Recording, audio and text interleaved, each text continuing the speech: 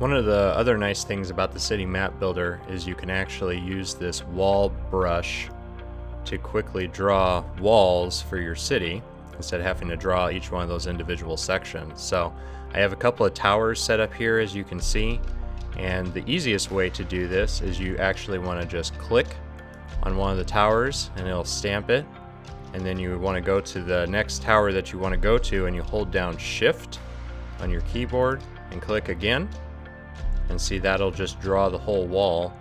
And to fix this issue where it's overlapping on the tower, what I like to do is I'll come over here and create a new layer, stamp, hold down Shift, stamp again, and then you could just switch to your eraser tool. Oop, my eraser is way too big. There we go. And you can just erase away anywhere the wall overlaps with your tower. So you can see it's a really fast and easy way that you can draw walls for your city.